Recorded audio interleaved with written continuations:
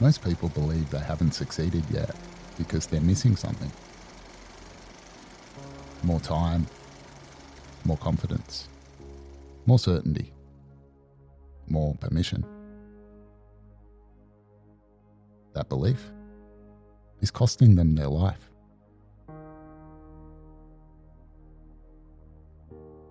Because success does not begin when everything is clear. It begins when someone moves without clarity. And if you're still waiting for the perfect moment, that waiting is the very thing holding you where you are. That is what most people misunderstand about success. And once you see it, you cannot unsee it. Success is not granted. It is not bestowed. It is not inherited, gifted, or stumbled upon by accident. Success is constructed. It is a life created by those bold enough to begin before the conditions are perfect, before the applause, before the validation, before anyone believes in them. The great error most people make is assuming that success begins with certainty. It does not. It begins with movement.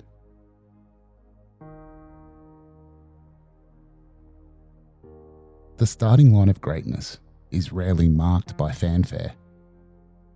There are no trumpets, no celestial announcements, no divine handwriting on the wall spelling out, "Now is your time."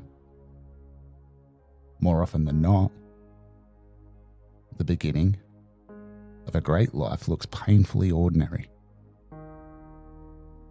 It is a decision made in solitude, in silence, away from witnesses. A quiet resolve formed when no one is watching. It is the moment a man decides, "I will begin."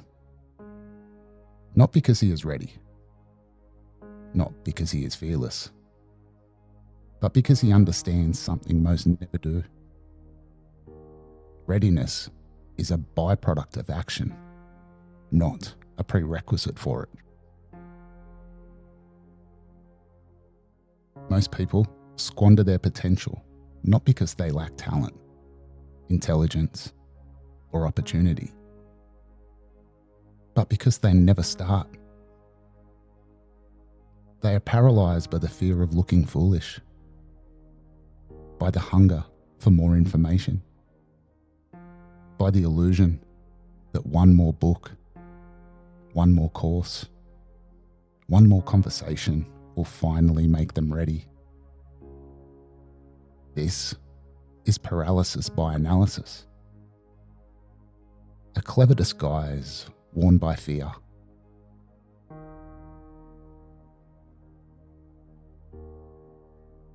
Others wait for permission from society, from family, from authority, from circumstance.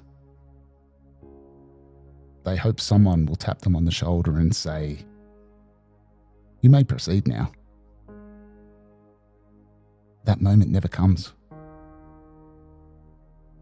And here is the first truth you must memorize. Not intellectually, but existentially. No one is coming to rescue you. Stand in front of the mirror and reconcile with this fact. Let it sober you.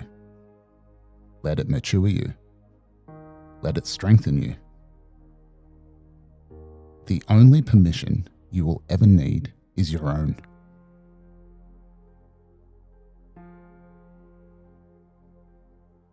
Waiting is the silent assassin of ambition. It does not attack violently. It erodes quietly.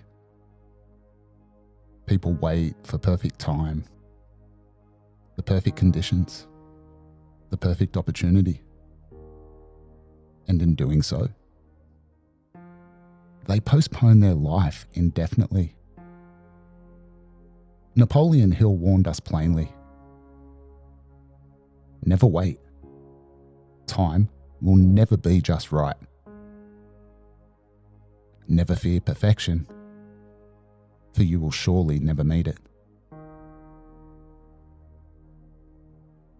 And while they wait, something insidious happens. Confidence begins to shrivel. Dreams lose colour. Energy dissipates. What once felt alive becomes theatrical. What once burned becomes a thought experiment. Action is the antidote. Not motivation, not inspiration. Action. If you want to live a different life, you must move. Even when uncertain. Especially when uncertain. You do not need to see the entire path. You only need to see the next step. Momentum is a force multiplier. It compounds courage. It clarifies direction. It awakens opportunity.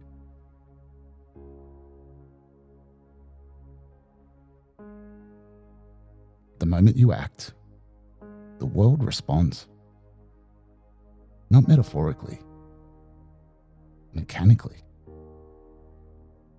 The universe reorganizes itself around motion. It is biased towards movement, not intention. When you move, feedback appears.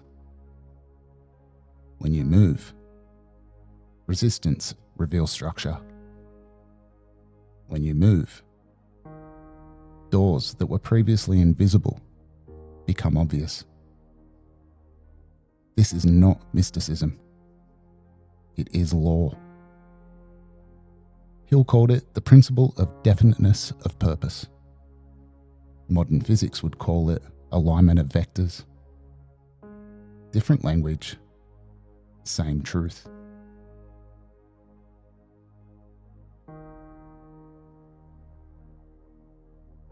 Opportunities reveal themselves to the bold, not the hesitant. There's no shortage of opportunity in this world.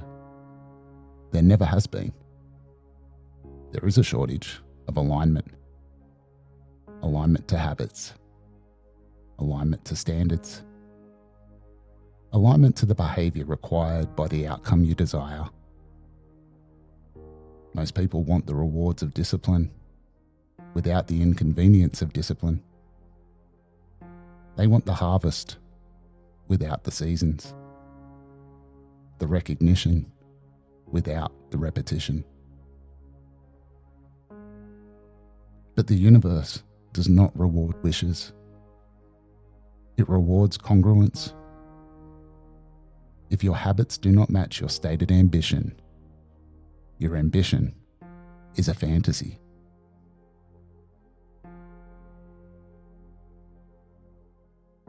Understand this. Confidence does not come from positive thinking.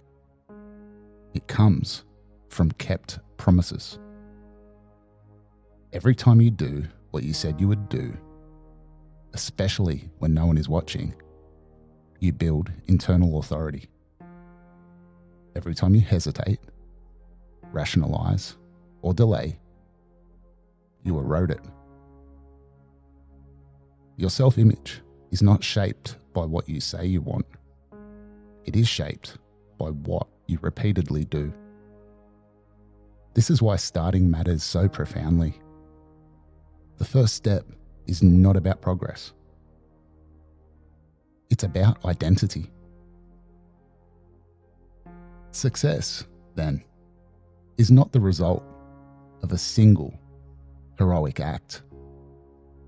It is the accumulation of small, unglamorous decisions made consistently, often in silence, often without recognition, often without immediate reward. The world celebrates outcomes, but outcomes are merely evidence of process. What you see at the finish line was forged long before anyone noticed. So if you're standing at the edge, uncertain, hesitant, waiting, hear this clearly.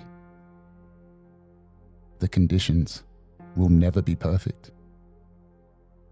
The timing will never feel ideal. The fear will never fully disappear. And yet, the decision remains yours. Begin anyway. Move anyway. Act while imperfect. Because the man who starts imperfectly today will always outrun the man who plans perfectly tomorrow. And once you understand this, once you live it, success will no longer feel mysterious. It will feel inevitable.